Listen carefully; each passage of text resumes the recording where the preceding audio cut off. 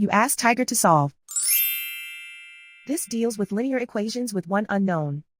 The final result is t equals -9. Let's solve it step by step. Simplify the expression. Group like terms. Simplify the arithmetic. Combine like terms. Group all constants on the right side of the equation. Add 9 to both sides. Simplify the arithmetic.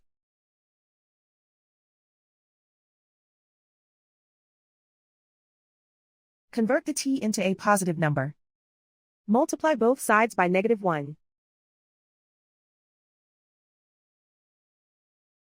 Remove the ones. Simplify the arithmetic. And so the final result is t equals -9.